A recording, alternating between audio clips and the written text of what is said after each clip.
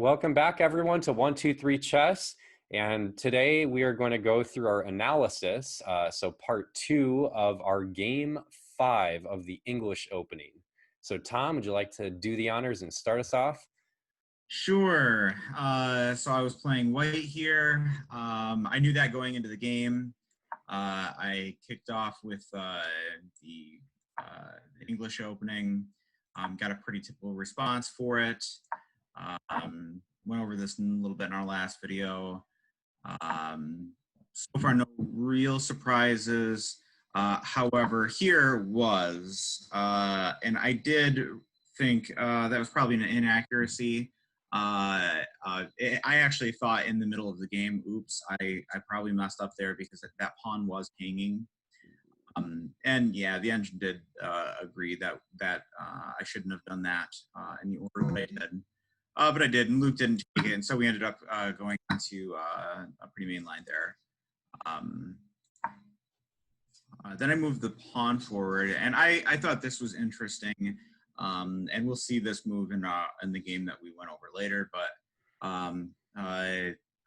the engine also likes bringing the knight out first, which I thought was just interesting. I mean, it prepares that castle.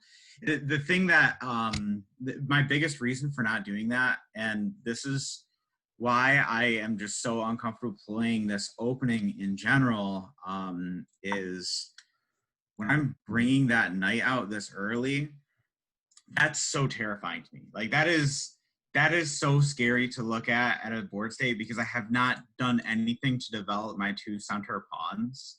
Nothing whatsoever. I've said it time and time again, I'm uncomfortable with this opening. That right there is like the reason why I'm doing nothing with my pawns to establish any sort of center control.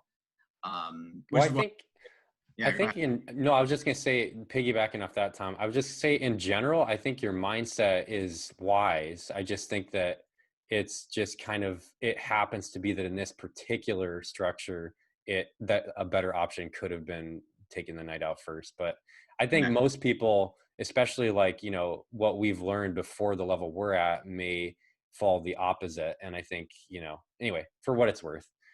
Yeah, because I mean, like the thing that really scares me is movement like that, really, at this point.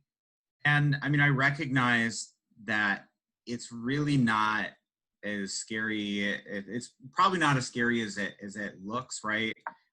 That's probably the move there. But the thing that scares me about that, I'm uncomfortable with this as well, because now I've moved my knight twice, and I've also created this weakness on the black diagonal. So if he gets a bishop there, then I've got just this big weakness here. But I mean, I think that's really emblematic of the English just in general. Is you do create a little bit of that center weakness. You give up that center position at the beginning of the game, and I think it kind of gives you the advantage more mid-game with that the flank attack that you end up developing from the bishops. So this is what I ended up doing.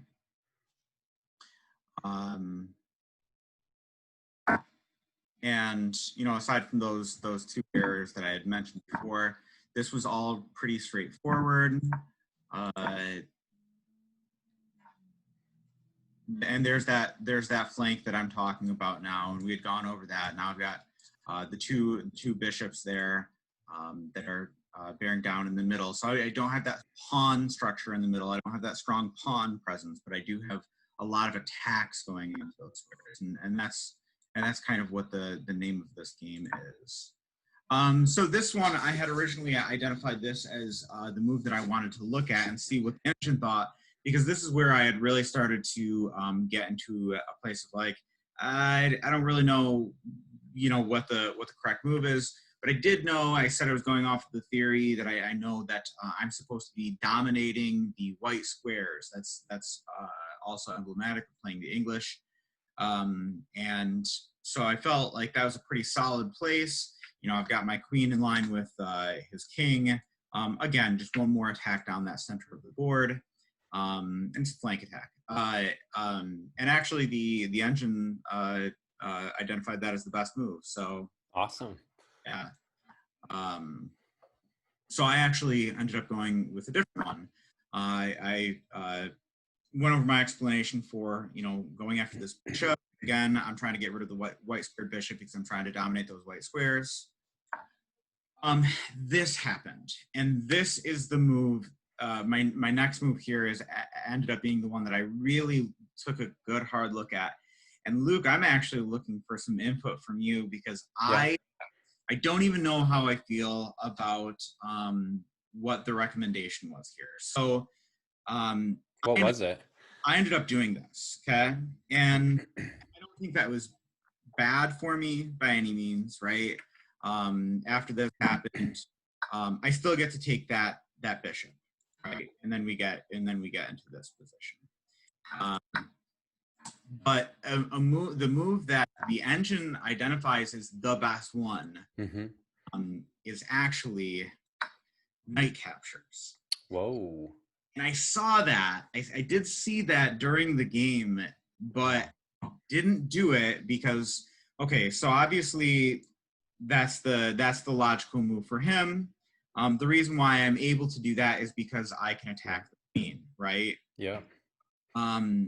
And we get the, I don't know, if I scroll away, I don't know, Luke, if you got a chance to look at that move sequence, but recognizing those two moves, I'm just wondering if you can take a moment. Yeah. And because I want to know if it's reasonable to see the play pattern here. Assume that this could be a reasonable. Yeah. So I mean, take so yeah, I mean, at first glance, I see obviously what's the threat. So obviously, it's your move next, or sorry, it's my move next. So it's going to be take. So we each got a queen, and then but then the problem is the move after that, I get a rook and you don't. Yeah. So that's the problem with that. So and I that's think exactly where I was. Go ahead. Yeah. So I think the only other option, if you want to go back real quick, that I can see is, I mean, I don't feel like, I think I might have a few ideas of what you're gonna. Well, so that the line that you said was that was exactly what I thought during the game. I was like, okay, can take. He's gonna take. I can take that queen, but then you get the rook, right? And you're up that rook, and that seems like it's really bad for me. Now, going from here, the next move is okay. Well, I can grab that pawn. Sure. Yeah. And if you're looking at the point system that's associated with this, right? White is now down 1 point, a single point. And I think where this, ends up being the recommendation is just because of the amount of pressure that white is still placing in the center of the board, and knight has become pretty inactive, right? I'll be honest though, man. I wouldn't want to play white here.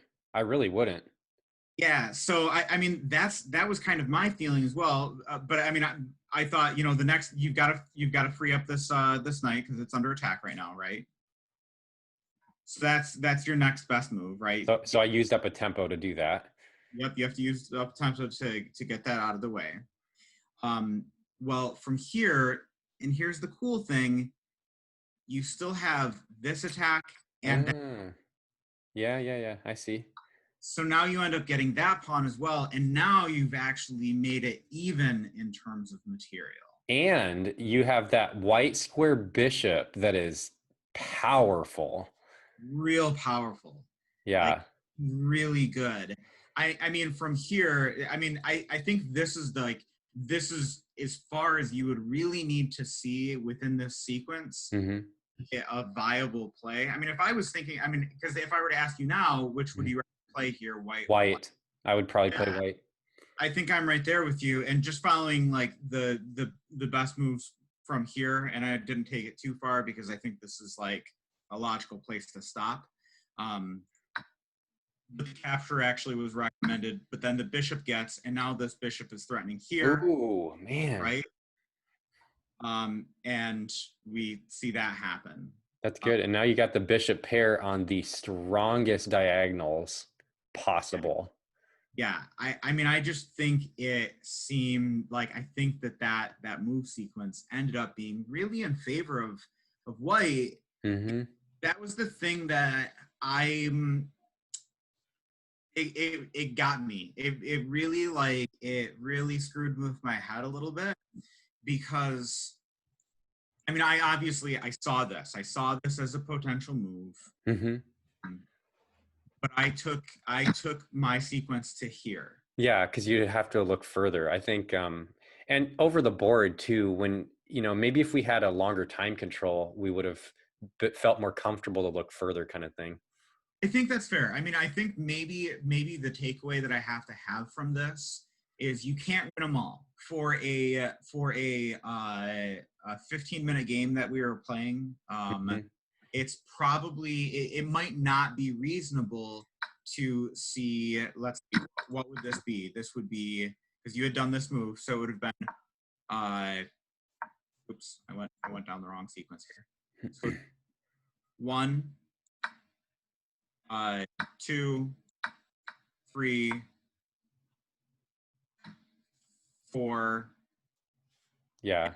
That's the move that we were talking about. That's 4 moves. That's 4 moves ahead, and that's just mine, right? Right. In between there too. So it's really 1, 2, 3, 4, 5, 6. Yeah. 7. Yeah. That's it's a lot to see, and I think maybe the takeaway is like, I can't expect to see 7 moves ahead. Yeah.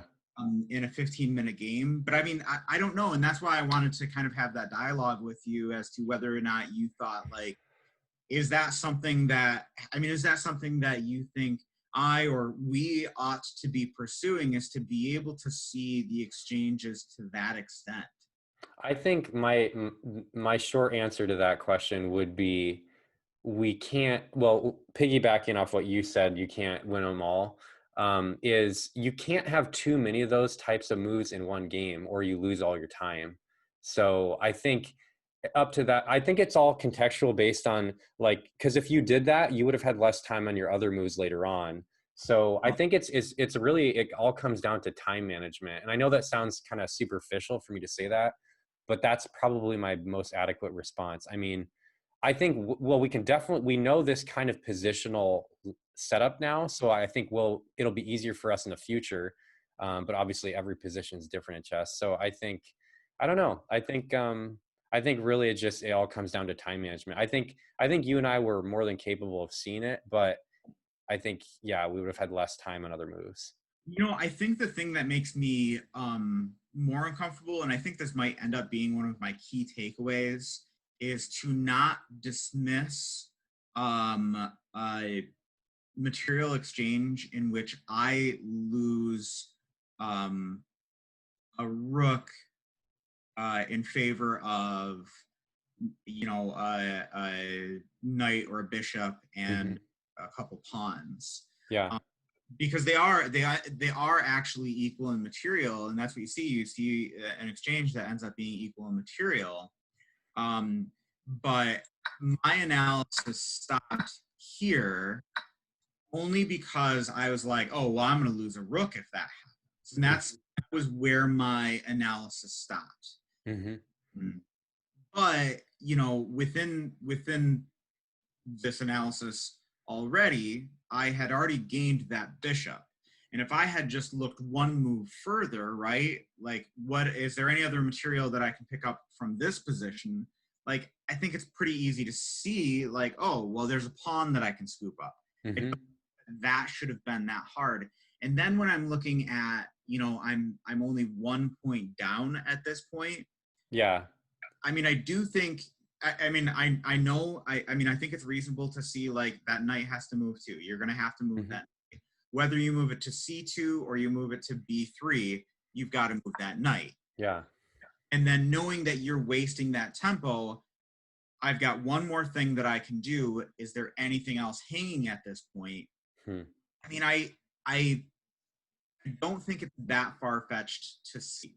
No, man, I'm not gonna lie. I am gonna go so far as to say I think this analysis of this position that you just discussed is probably the most helpful one that we've gone over in our entire channel so far. I'm not kidding. Yeah. It's I mean, really interesting. I felt the same way because I felt like the move that I did was a pretty reasonable move, backing that queen up. But the engine identified it as an inaccuracy, and it recommended that move. And yeah, again, I mean, I think this is the reason why I like this one so much is I feel like it is just slightly outside of where our like competency lies. Yes. And so it's like it pushes us just a little bit further. And I think if we could push ourselves just that little bit, give ourselves that little nudge, yes. I think that it would really help us both a lot in our games. Yeah, this is quality. This is the type of thing we need to be looking at. This depth. Yeah, I mean, because again, I mean, none of that is unreasonable.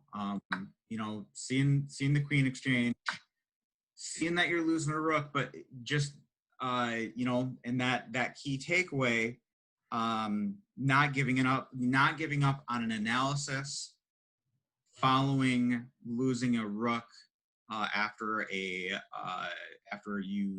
have already gained a minor piece. Yes. If you can regain the material with pawns, it might be worth it. And a tempo. And a tempo.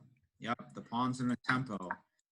Because I mean, I think if we had ended up in this position right here, I would have loved this. Oh yeah, it's sweet. Yeah. But that's not what happened. Instead, I backed my queen up. We got into this position, like I said, traded off that light square, and we ended up in this position here.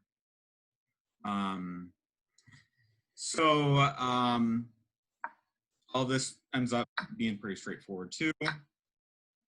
The engine liked most of these. I had actually, you know, questioned, was that the right one? Should I have moved my other rook? And actually, the engine actually preferred this one. So once again, and this has actually been something that I have really taken away too, and I'll even use this as a key takeaway for me. I have reflected very positively on the experiences that we have had here. Doing a move like this, once upon a time, I probably would have done the other rook if for no other reason it was on that side of the board. Me too. Totally, me too. And this one made sense to me, and this was discussed in the last video. It made sense to me because I really thought that pawn's going to capture there. That's going to end up happening. This pawn could end up capturing, and when that does, I capture back, and that's an open file. And I'd rather have this rook in an open file and this rook. Now I have two rooks in open files versus if I had brought this one over here, right? Then this one would be stuck over here, and it's stuck behind this pawn. So yeah, once again, I had identified that as my, you know, my other move, like, should I have done the other one? But the engine actually agreed with my choice. So then we go here, and this ended up being one that I reflected upon, which was just because, again, the engine had pointed out that this was not its preferred move. And we discussed this one because it was, free pawn, right? And I took this free pawn. And, you know, after Luke did that and saw that, he was kind of kicking himself like, ooh, I left that pawn hanging. Shoot.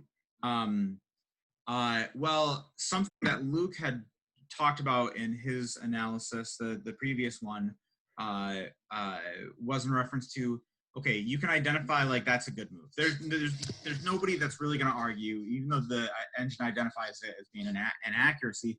There's no one that's going to argue that taking a free pawn is generally a good thing, right? If you can take a free pawn, sure, take a free pawn. But idea that you want to look behind, and I can't remember if we've discussed who said this. Luke, you may know who said it, but find a good move. Don't stop there. Yeah, look for. I think that was Ben Feingold. Yeah. So I feel like we need to put a link for Ben Feingold. And, yeah, we should. We keep talking about these people, but yeah, definitely. So the move that was actually recommended was instead this move. Wow. Right. Because obviously this pawn is a weakness, and it's a weakness not only because it's not defended by anything right now, but it's a really nice position for this bishop, because if I capture that pawn on that square, I'm getting a check out of it as well. Yeah, it's pretty nice. Yeah. I mean, if I were right, if we got a nothing move, which I mean, obviously, you know, Luke's not going to do in this position, right? But after that, I also get to capture that pawn as well, because he can't take. No, I take that back. He could. Oh no. I mean, even in this, right? So he takes. No, I was going to say I can't. No, that doesn't work. But still, it's tying down a piece to guard my pawn, or to guard my to guard the E6 pawn before you took it. And either way, I mean, there's still so much pressure that's being put on the middle. There's still so much pressure being put on the middle there, that it just opens up a lot of possibilities for white. And we still have this, right? Yeah, it's hanging. That's really the move that we'd be looking at, because now take it, right? And now I think this is more what we're seeing, because now I can take that, right? So again, just another wasted move. But after that's captured, then we can capture. Yeah, I think the only problem with that one is the rook can eye down both bishops on the e file, but that's it. Yeah, and I think that's the big thing. I mean, I think what would have likely happened, and I don't know, I would love to know what you. I mean, and I'll give you a second if you wanted to think about like how you would respond to this, because I didn't go past it too much, because I wasn't sure perspective how I would respond to this. Yeah. So I think so obviously that pawn is really crucial. I put that pawn there for a reason, and so I definitely it's quite important. So with that in mind, I probably would have to do something like rook e8, honestly. Which stinks. And that was really what was standing out in my head as being the move to do. Because it diffuses my attack that I had with popping the knight out to attack f2. It does, because this ended up being the attack that really wrecked. It was the one that really hurt me. Yeah. And just kicking that rook over there, that does a lot. I mean, I guess along the same things that we've talked about, though, Luke, here's a consideration, because I think that I did plug that one into the engine, that rook move, and I know the engine didn't like that as the preferred move. Yeah, I'm sure. Now, I don't know what the preferred move was. I don't know what the preferred move was, but just out of curiosity, I'm wondering about bringing that one in. Oh, yeah, with the same idea of, you know, being careful with which rook you use for. My attack is not on the queen side. My attack is definitely on the king side. Yeah. So, I mean, again, I don't know. I don't know if that's correct. I still, I'm sure, would have gobbled up that pawn on the very next move, and we would have had a position more like this. But it was a better order of operations, though. It was a better order of operations. I mean, and I can't take this pawn now, right? This bishop is clearly not capable of taking this pawn at the moment. But even though it's not capable of taking the pawn at the moment, I've got so much pressure beating down with that queen there, because at any moment, if I do decide that this exchange is favorable, you know, he captures. I can sacrifice that bishop to lose that, and as long as this queen is not here, then when I capture this pawn, then I can get a fork. Or I can get a pin. I can get a pin with that rook onto the king. Yeah. So I think it just opens up a lot of options. It does.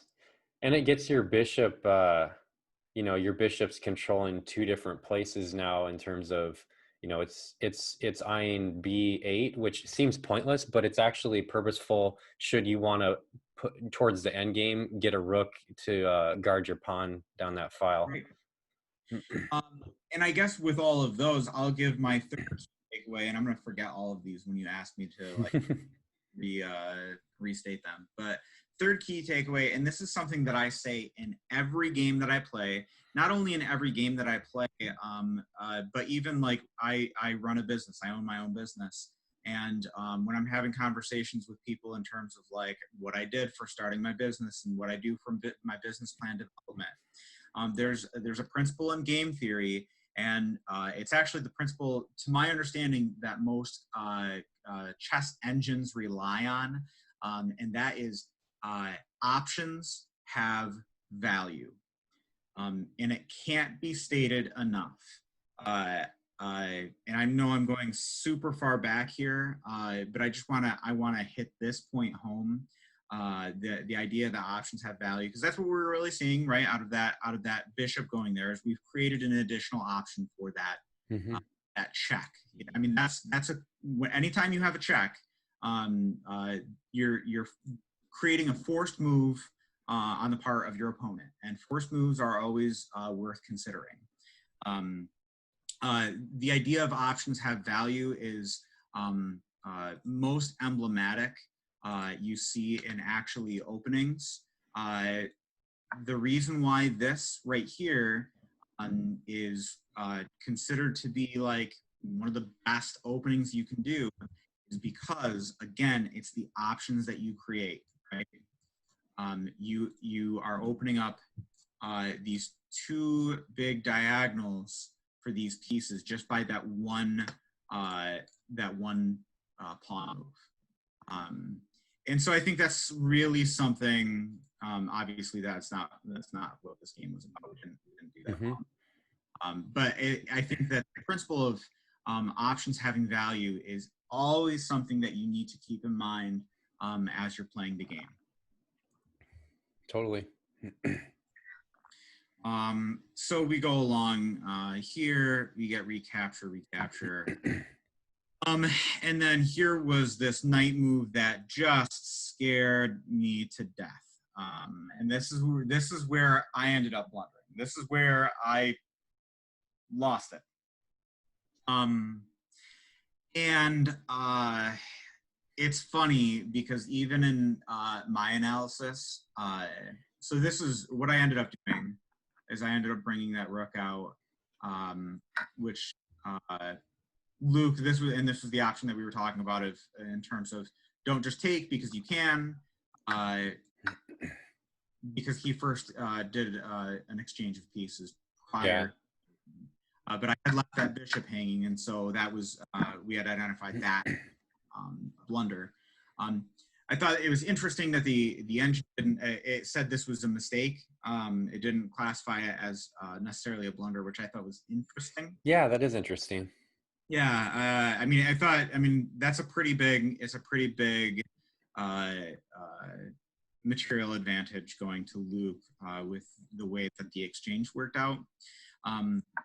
At this point in time, I was so concerned because, you know, there's this big attack that's happening here, and that's really what I was focusing so much on.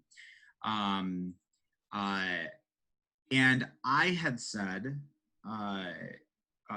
last week, maybe I could have done F4.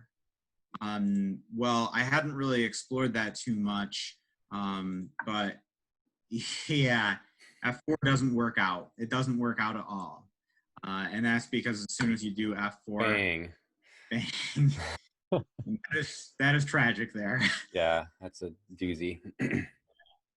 So F4 obviously didn't work. But the move that I didn't see that really would have been the move to do was, in fact, the capture of the rook.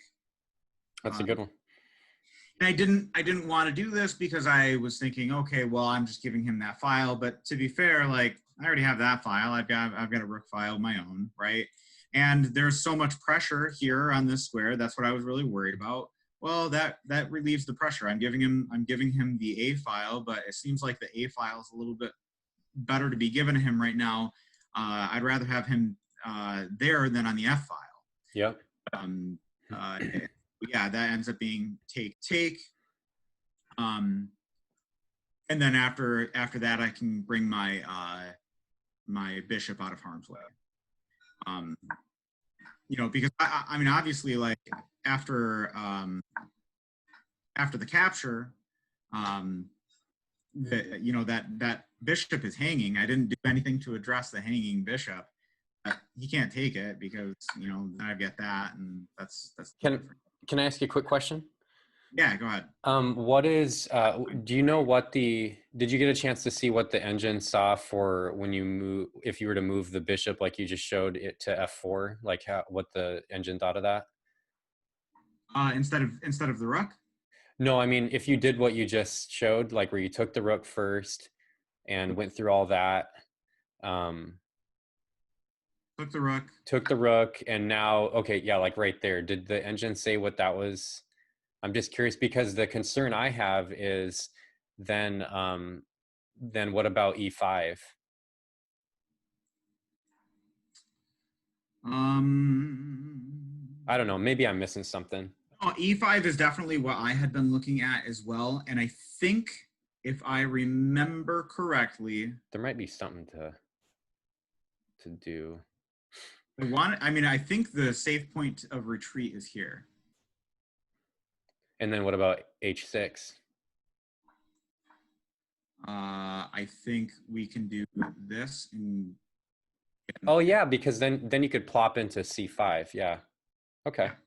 I was just curious because this is it seems like such a sharp position.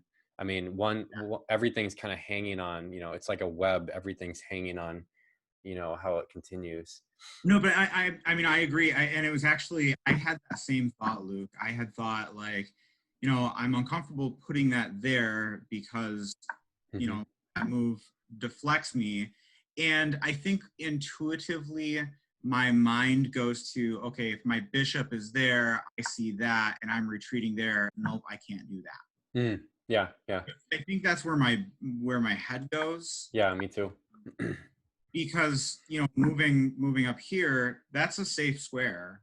And I've got a really nice point to retreat to right there, which actually, like, great. And now if he wants to do that exchange, yeah. No, that's good. That confirms the F4 move was legit. Yeah. Nice. But instead we saw, you know, the capture, stuff here. And you know, I'll go through it just to show what the game was. And the one other thing that I just wanted to discuss was this move here, because that was something that we had brought up. Luke, you had brought up our last discussion on this game. Like taking with the bishop instead? Yeah, taking with the bishop instead. Yeah. And actually the engine preferred taking with the queen there. Oh, interesting.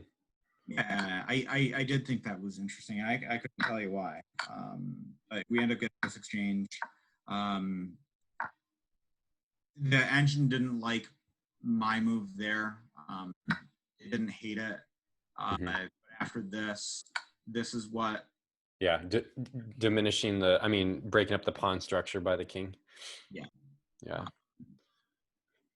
But, you know, I mean, at this point we see, you know, I'm capturing the material, but I'm definitely behind from that, the loss of my bishop.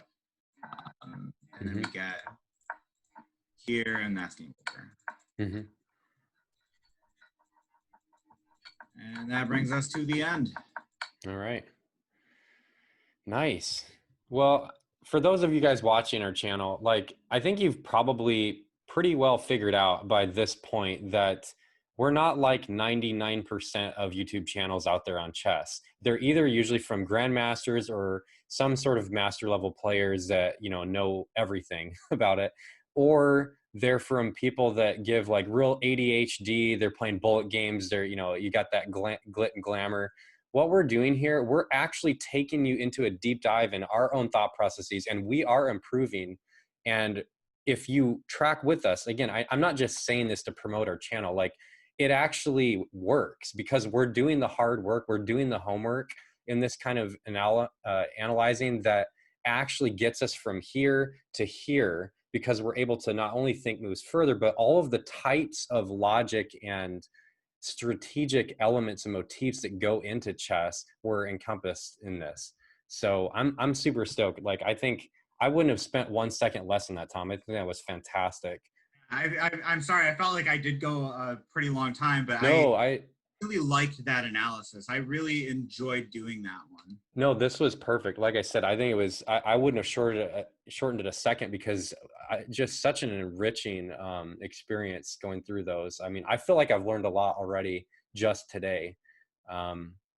Okay, cool. So let's hop over to my side of the perspective. I can't promise I'll have as profound of realizations that Tom had, but we'll see what happens.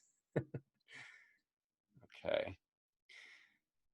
Alrighty, so let me get that set up. So now just go quickly to where my first position is. I mentioned here, so just real quickly, Tom mentioned about this pawn hanging, and I kind of had a tunnel vision focus. I wanted to get my center like that. It is what it is. Like, I think one thing that's a takeaway for, especially if you're playing like tournaments, which I've done recently, is you got to have a good game plan, especially in the opening. You don't want to have someone pull the rug out from under you. So for me, that kind of helped me to have the control that I needed. Okay, so this is my first moment right here. All right, so I mentioned in our review last week that this is when I was unsure how to continue. And I looked this up in the chess engine, and indeed it does show that black is slightly better here. I mean, that's no surprise, right? You have both of these pawns here controlling the center. Tom already mentioned about the uncomfortabilities that he had were not just personal taste, but actually were based on, foundational principles, because case in point, the opening he was going for lends itself toward mid-game attack, not opening attack. So that being said, what I ended up doing was this move with my bishop. And I mentioned how, this kind of looked really dumb after this happened, because now this bishop's eyeing nothing. And I would have liked to have seen him probably on this square where he could actually eye the king. So I mentioned that, but what I didn't see in this position is that, take a look at the board real quick. And Tom, maybe you already saw my analysis, and that's fine, but look at the board. What is the most forcing move right now for either of us? I mean, I can tell you the thing that was constantly making me uncomfortable was E4. Mm-hmm. Yeah. So right now you see that the most forcing moves are mine, and they're from one of my pawns attacking one of his knights. Very simple concept, but I'm pointing this out because that plays into what actually was my best option. And this actually goes back to, Tom, your analysis we just talked about when we went through the long first one. And that is, the more forcing the line and the more forcing the moves are, the further down the path of moves you can actually see, because then it gives you a greater plausibility that will happen. So like, for instance, if it's like pins and checks and things like that, those are way more forcing and threatening to take a piece. Those kinds of moves are allow you to see further into the future, if you will. Because they actually give you an ability to have more concrete ideas, rather than just, oh, what if this? There's 5 options here.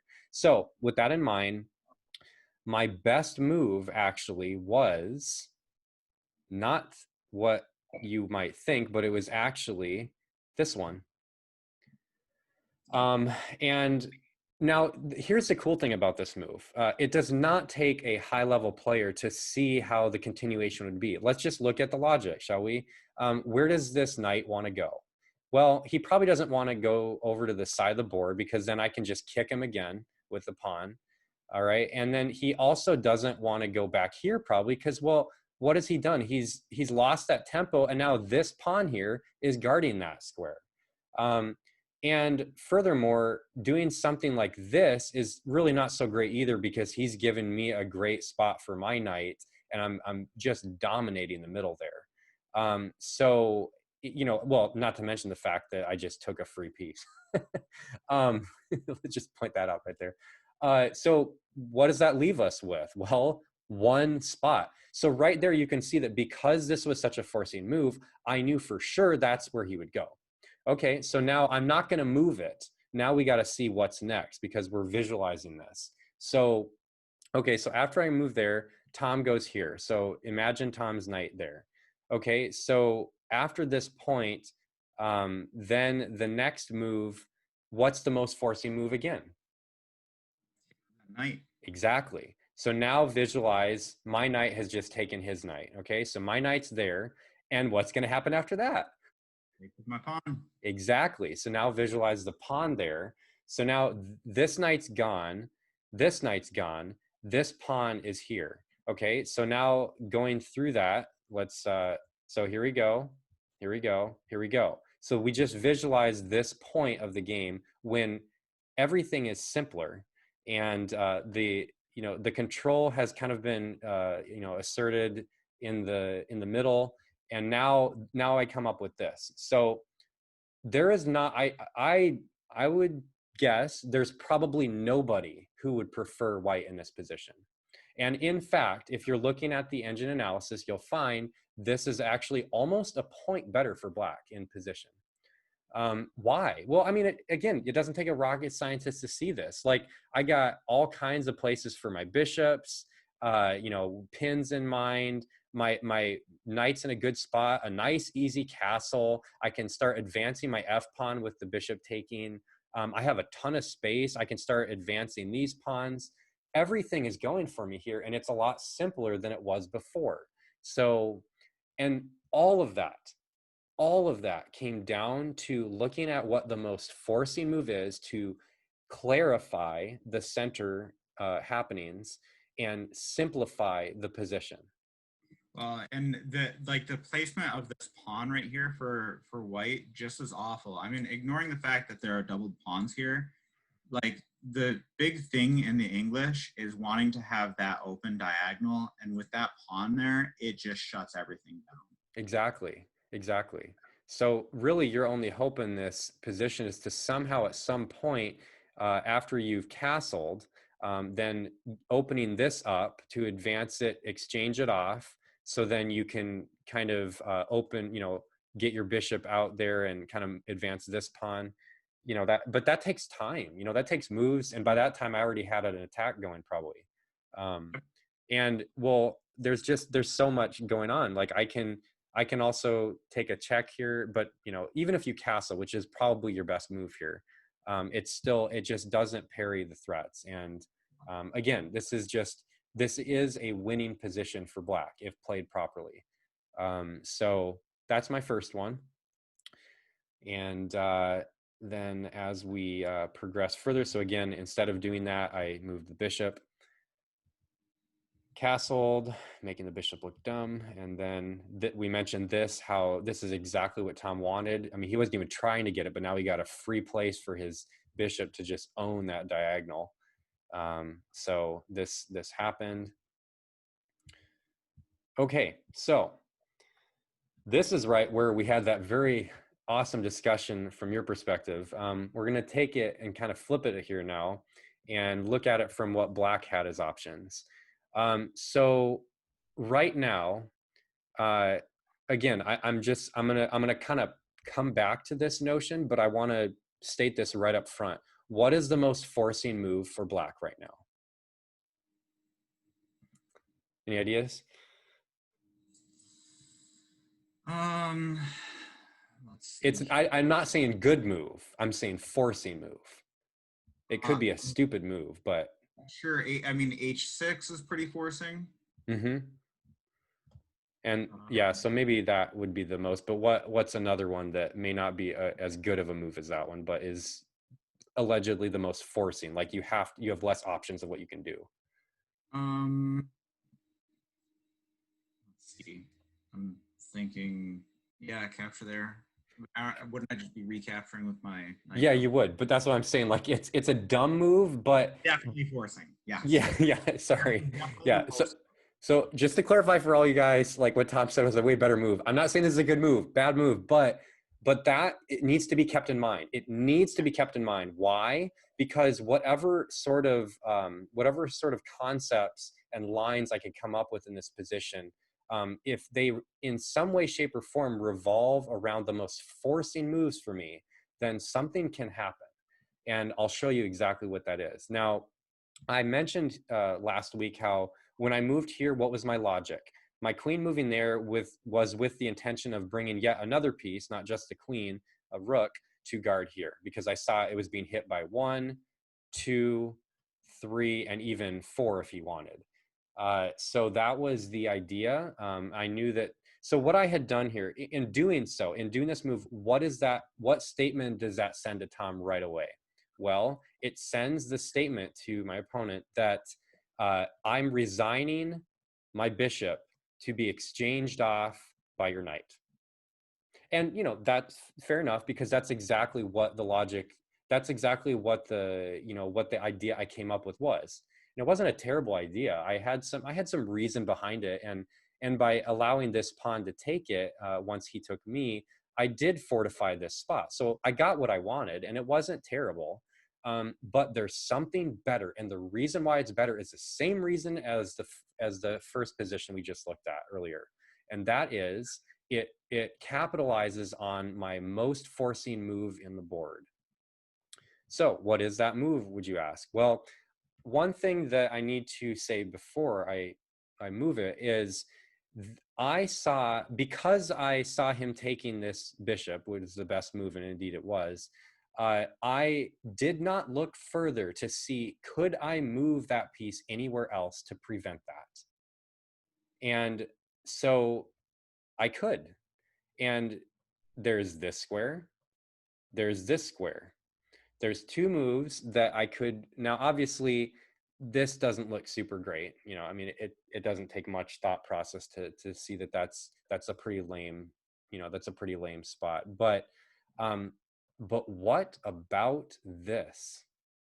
Because let's go to, so if I did that instead of moving my queen up, now let's look at what this does right off the bat. Superficially, what does it do? This now is being hit, like I said, with 3 pieces, right? And so that was the most pressuresome spot for me. And so Tom can clearly take it now, and he will be up, 1 piece or 1 pawn. However, now this spot on the board is the most forcing move. And so therefore, let's say if Tom decides to take it, so I'll just actually just do it. So he goes there, check. All right. So then Tom goes here, and now I can do something like kick his knight back.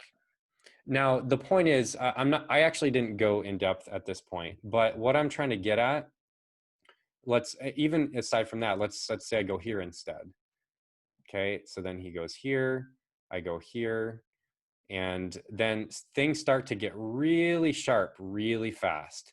And the position in our game, Tom, it was a very quiet game. It was a very exciting journey that was kind of quiet, and it didn't have too many sharp turns in it. And so because of that, if I hadn't blundered that first pawn and Tom, even if I hadn't blundered the first pawn and Tom hadn't blundered hadn't left the bishop hanging, Tom would have easily won this game. I have no doubt, because positionally he was just far better. But by me choosing to move the bishop here instead of my queen going here, now all of a sudden things open up. So now my question is, after doing that, what is the way to defend against it? Now, keep in mind that obviously doing something like this is not so great, because what is that doing? It's removing that square from this knight to retreat back to it. So that's not super great. And furthermore, what were you going to say? Also blocking in the bishop. Exactly. It's just doing a lot of bad stuff. So by doing that, yeah, and that was another thing I wrote down is by doing that, this now doesn't have 3 pieces hitting it. So again, so the engine actually likes this move the best in this position. I like, yeah. Mm-hmm. But even so, let's walk down that road. Now, after that point, I'm surely going to do this. Okay, so now what would you do, Tom? Would you take it with the knight, or would you move your king? I think I probably prefer the capture. Mm-hmm. I think, yeah, and I think especially an over the board game when it's not correspondence, I would say probably 9 out of 10 of us would. I know I would. It's the most natural move. Ironically enough, though, it's not the best. And here's why. Look, okay, again, this is kind of fun. So take, and now I'm forking the bishop or the rook and the pawn. So I'm going to snatch up a free pawn, and then I'm going to plop my bishop back to a really solid spot where he's guarding this weak square. So there's a few different options like that could happen. And so what the engine likes best is actually a weird looking king move. And then after something like this and this, and then perhaps, going like here, again, your bishop, I just want to point out here, this bishop, yeah, it's looking pretty great, but after one simple move here, let's say, I don't know, let's say you want to do something like this. Let's just do a dumb move. And then I go here, it kind of just like negates the whole like power of that bishop to some degree. So again, in this position, the engine actually likes black pretty well. So it's one of those things that it's not like any of us would have seen that coming, but it's all based on the motif of what can I do to capitalize on the position with using this forcing option. It's the most powerful move on the board because he's got to do something to get his king out of check. Also, just in case any of you are wondering, this is obviously dumb because guess what? Yeah, so there's a lot of ways. I think what it all comes down to is it's based on the most forcing move, and there's less good moves for white than there are for black. I think just thinking about like what those options are, right, in the forcing and whatever, and delays. Mm-hmm. When you had discussed taking there with the knight, and then my response of intuitively recapturing, right, Mm-hmm. seeing where that line brought us. Mm-hmm. And I had said I would have done it to open up that bishop line. Mm-hmm. Be fair, like if there's not the recapture, mm-hmm. if a king, I'm still threatening to capture your knight. I can still do that the next turn. Yeah, but, exactly. The analysis brings it to you recapturing, right? Mm-hmm. You captured that knight, which opens up that line, which is what I was trying to accomplish in the first place. Yeah, and like a pretty secure spot. And if you plop this back, well then, oops, sorry. If after this happens, let's just say I, do something like this and kick your knight. I don't know why I would, but then something like this, I don't know. It's an interesting position for sure. But I'd be interested too in knowing, this is up in the air question because I don't know the answer to this, but it seems reasonable to think as well with the English opening. I've said one of the main motifs that you're trying to do is dominate the light squares. Mm-hmm. So it's reasonable to me that a safer square for the king to be on when you're playing the English opening. Mm-hmm. Having the king on a light square, it seems like that might be a good way to go.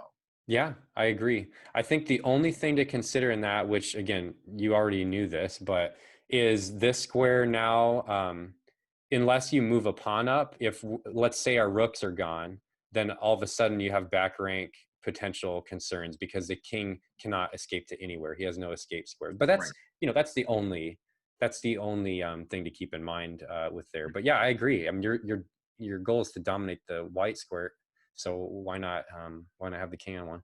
So anyway, that was my second one. Again, interesting nevertheless, but it's all based on at least considering what can be done with the most forcing moves, and getting your opponent in check is certainly one of the most forcing. All right, so without digressing, moving on here, this is what happened. We get to this point where we start to clarify the queen side of the board, the pawns hanging, and this happens. All right, and we know we talked about that blunder. We're talking about that the biggest threat here is this. Okay, and now we're getting to a point where, by the way, this was kind of lame. I had this going for me and I just kind of gave it up, which was, it seemed great because I was taking a file, right? But unfortunately, you know, it wasn't the best option. So, but now we get to here. So this, it's funny, Tom, we kind of really hit like similar moves in our analyses. So this one for me, why did I choose this one? Well, because this whole time, like, just keep in mind, this whole time, the weakest square on the board for me to attack has always been this one. Ever since the mid game, that was what I first started an attack idea with my rook and knight earlier. But this square has remained the weakest square. So so much so because Tom recognized that that's what caused the blunder, just kind of tunnel vision on that, which I could have done too. And then now the rook is stuck guarding it. So it's definitely, we both know it. And so what happened here is I took this, but the problem with taking that is, again, I'm harping on this forcing move element of this, because when I did that, I gave Tom the forcing move with either piece to take. He has options, and we know this one's hanging with directly in that line. So that's the whole problem. Is I had the initiative up to this point. What happened before here? Well, I just took a piece, and after here, I'm still attacking here. Why not build up forces against it? But instead, I gave Tom the forcing move so that he essentially postponed, you know, my attack for a few moves. What I should have done is something to capitalize on here.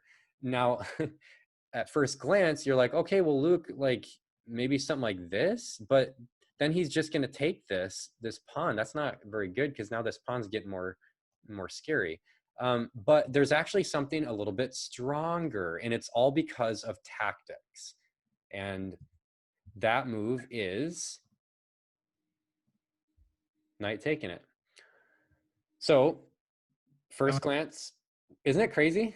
That's such a good move. It's crazy. But, you know, again, like, I think this, correct me if I'm wrong, Tom, don't you think this is kind of sort of reminiscent of the idea you were saying before, where like this is a little outside of our like normal thoughts? Like, this is kind of pushing us a little bit further than what we would normally do. Would you say, I personally wouldn't normally do that. Would you say you'd normally have done that? I would not. I mean, I looked at that, and I mean, I think my immediate dismissal of that is, well, you're not putting him in check. Yes, right? yes. Yes, yeah, exactly. And, you know, well, look at the obvious. One, you have, you know, when you're looking at the pieces hitting it, you got the king, you got the rook, you got the queen. You know, so it's kind of like, eh. But now let's take a step back and look at why the engine liked it. Because where can the king go to get out of the discovery? Nowhere. There's nowhere the king can go except here, which is covered by the knight. So that's a simple thing to remember. And then furthermore, what's he going to take it? There's no way to get out of it. So something like this might actually be one of the options.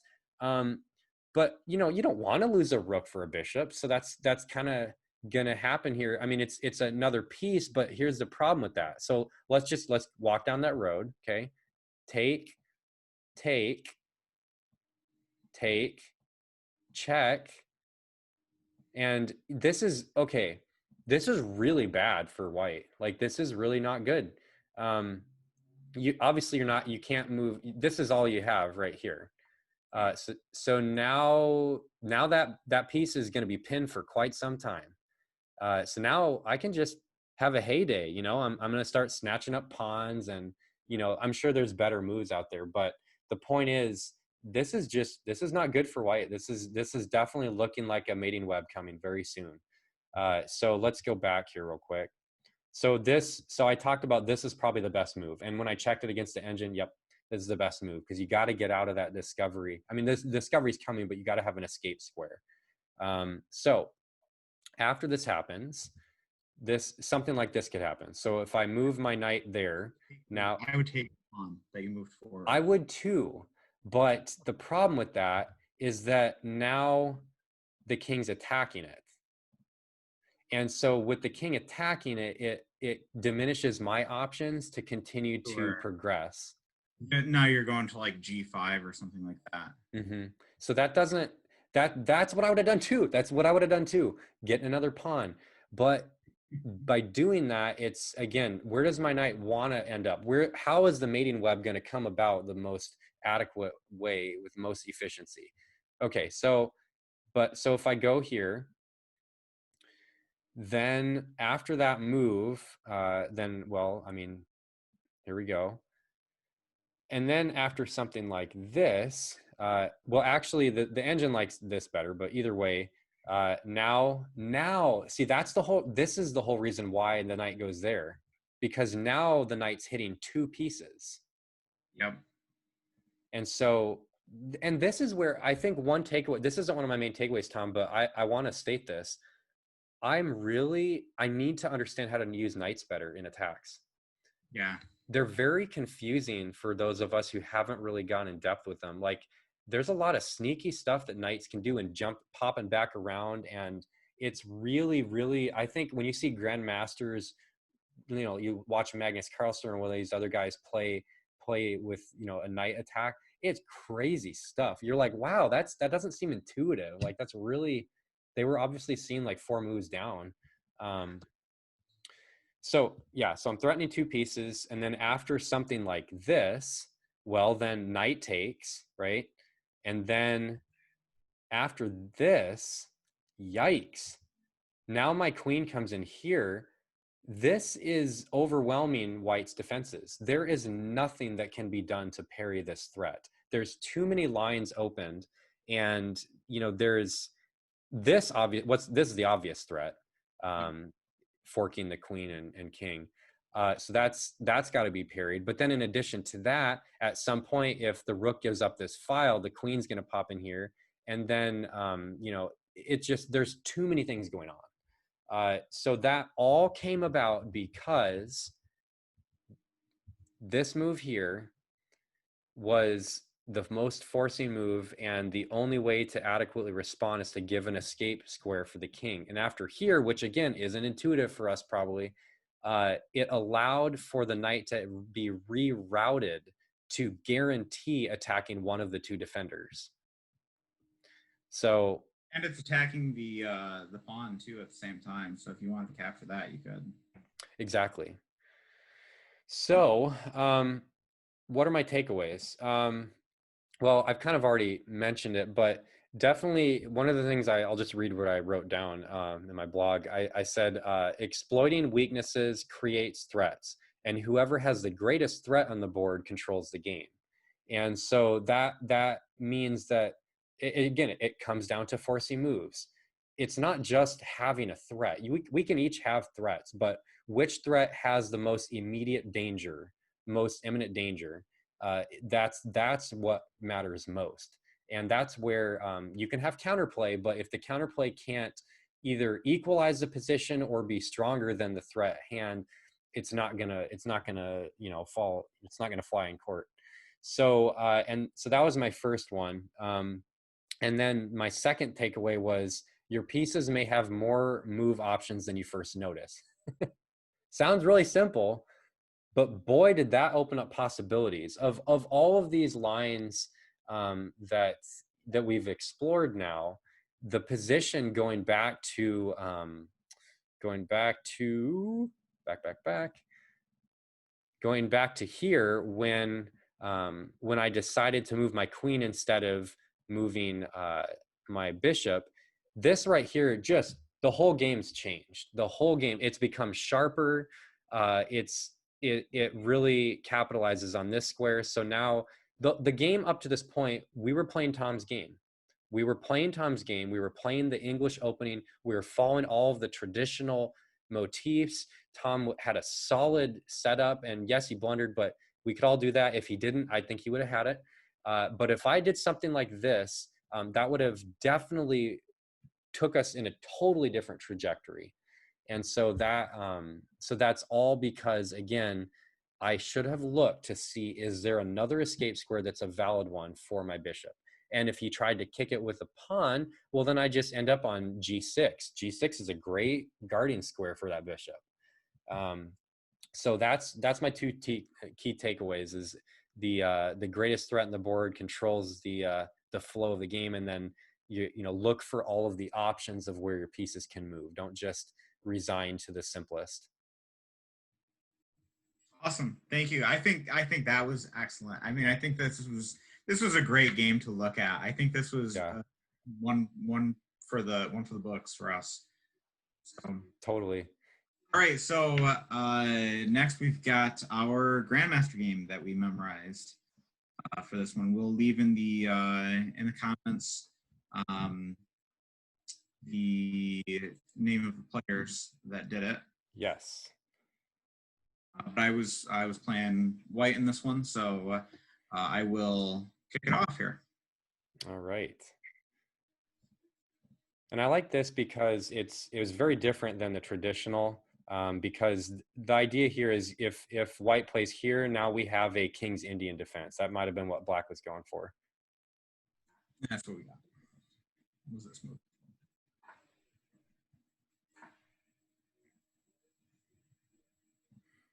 Okay, and then I'm going to go here. And this is all very traditional. Yeah, now we're pretty close to what it was for us. We're right there. Just slightly different order. And then we ended up seeing that same move that I did. Mm-hmm. This shows that Tom's opening prep paid off because it was really similar to a Grandmaster game.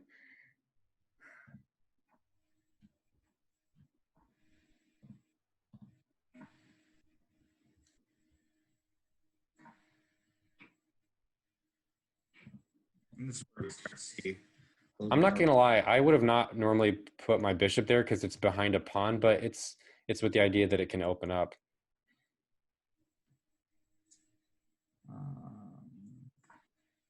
I like that. I really like that from white. I like that too. I don't know that I ever would have done it. Yeah, it's weird, but the idea is pretty sound. It's just, yeah, it's very odd. I don't like it because of this, forking these two. It's not there. It's kind of a dumb reason that I don't like it, but I think the reason I don't like it is because I'm moving that single pawn 2 times in the opening because I want to be like, well, why didn't I just move it there in the first? Yeah, I think your reason's a more sound one.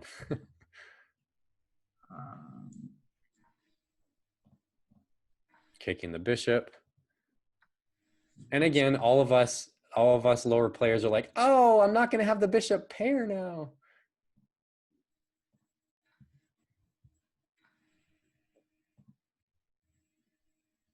But we will see that doesn't really matter too much.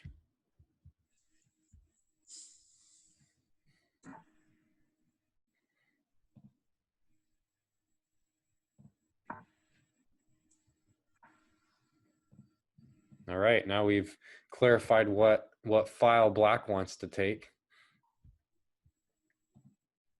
I do like this one too. I think white had a good idea with that. I mean, this square is weak, but still, I think that was pretty solid. And obviously now they have to. Definitely opening up this diagonal is a huge thing for white. So yeah, totally.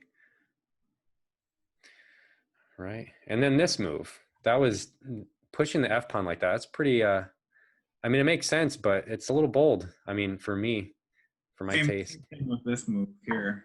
Yeah, all these moves are very bold.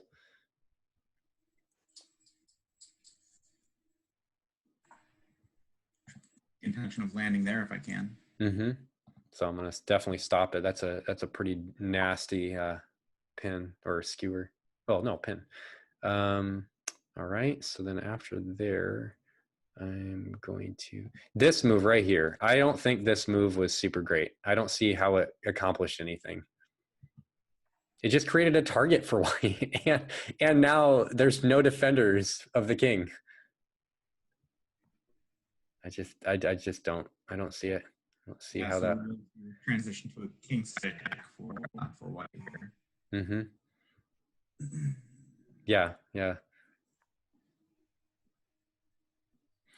I think it was actually, let's see here. Yeah, we're gonna go right.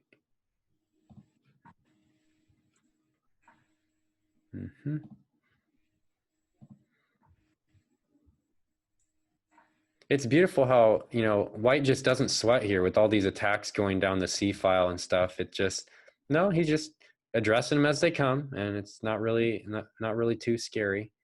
And now we're gonna go, let's see. Pawn is really screwing a lot of things up for black. Yeah. Now the question is, what is black gonna do now? Well, black is gonna go right here so that he's gonna try to prey on this weakness. But now he's gonna get kicked back a bit. So now 2 times in this game, I just realized that the rook doubling has happened on 2 different files for black. Neither one has worked so far. It's a lot of commitment, you know? All right. And now it's a beautiful way that white just doesn't. Yeah, Tom was mentioning earlier when we were talking about this. Now white has controlled the C file. That it just happened. It was dominated by black. It's so weird. All right. Now this is where the game gets sharp. And I love this. Mm-hmm.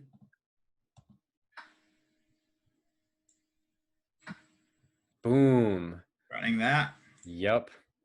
And right here, again, I wouldn't have seen this myself probably, but the best option for black here is probably to move the king over or something like that. I think, Tom, you were saying. Yeah. But even here, like I'm looking at it for myself, I'm like, wow, why did black move here? But he recognized that this is an imminent danger right here, not just temporarily, but ultimately. Yeah. So it's got to cut off that connection of the battery between the queen and the bishop. And I think this is something that's worth looking into for your own games, for our games, is, you know, immediately, intuitively, I would say, oh, I won a rook there. I that's a favorable exchange for me, so take it. Yes. And delay, like that's a good move. Is there a better move? Mm-hmm. This is a better move. Yeah. And I think what helps me to really get into the mind of that better mindset is that what purpose is this rook there for? It's there for a purpose of a strong attack. So it doesn't want to move. So it's going to be there for some time because that threat is still there. And this right here, so after I go there, or after Tom goes there, I'm going to definitely want to guard that bishop because, well, now that the threat's got more. Yep. And again, we still have that opportunity to take, but why not? It's even worse for black. Yeah. Now the queen's being hit with a discovery as well as this piece. So yikes. And only now does the take happen. And now we have by the way, we have a battery just for fun. And voila, here we arrive at the end of all things. This is where black resigns. Yeah. So I think one takeaway from this opening, Tom, is the English opening really has a lot of ideas that can lend themselves to both tactical and positional games. And a lot of it revolves around the bishop control as well. But it's very versatile, very transpositional. Yeah, it was. I mean, you know, I will note that after playing this game, I did go right back to my comfort zone of my E4 openings, but I will pull this out of my pocketbook every now and then just to stay fresh on it. Mm-hmm. Dive even further into it, maybe just address some of those points of uncomfortability that I still have with it, because I think that it is cool. And like I said, I think that we really explored a lot of cool things that I think we learned a lot from this game. So. Yeah, way more than I expected. And I think there's a reason why it's statistically one of the best openings in chess today. So, yeah. Well, thank you guys for watching. Again, I really hope you're taking a deep dive on some of these with us. You're going to be enriched so much in this process. We've done our homework. It's evident that we want to go deep with this. We want to get better. We don't just want the fast, like easy cookie cutter solution, like, oh, let's do all the crazy, like beat my dad in chess stuff, but we want to really learn solid chess and the motifs, the positions, the tactics, all of these elements fit together for a beautiful array of chess improvement. So thank you guys so much. We'll see you next time. And until then, continue to improve your game.